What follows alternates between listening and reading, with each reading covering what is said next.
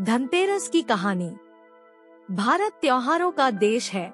विभिन्न त्योहारों पर अलग अलग पौराणिक कथाएं प्रचलित है। इसी प्रकार धनतेरस पर भी यमराज की एक कथा बहुत प्रचलित है। कथा कुछ इस प्रकार है। पुराने जमाने में एक राजा हुए थे, राजा हिम। उनके यहाँ एक पुत्र हुआ तो उसकी जन्म कुंडली बनाई गई। ज्योतिषियों ने कहा कि राजकुमार अपनी शादी के चौथे दिन सांप के काटने से मर जाएगा। इस पर राजा चिंतित रहने लगे। जब राजकुमार की उम्र 16 साल की हुई तो उसकी शादी एक सुंदर, सुशील और समझदार राजकुमारी से कर दी गई। राजकुमारी माँ लक्ष्मी की बड़ी भक्त थी। राजकुमारी को भी अपने पति पर आने वाली विपत्ति के विषय में पता चल गया। राजकुमारी काफी दृढ़ इच्छा शक्ति वाली थी। उसने चौथे दिन का इंतजार पूरी तैयारी के साथ किया। जिस रास्ते से सांप के आने की आशंका थी, वहाँ सोने चांदी के सिक्के और हीरे जवाहरात आदि बिछा दिए गए। पूरे घर को रोशनी से जगमगा दिया गया। कोई भी कोना खाली नहीं छोड़ा गया, यानी सांप के आने के लिए कमरे में कोई रास्ता अंधेरा नहीं छोड़ा गया।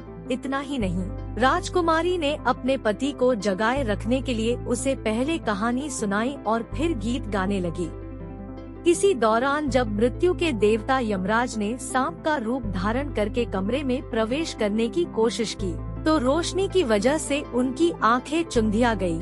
इस कारण सांप दूसरा रास्ता खोजने लगा और रेंगते हुए उस जगह पहुंच गया जहां सोने तथा चांदी के सिक्के रखे हुए थे।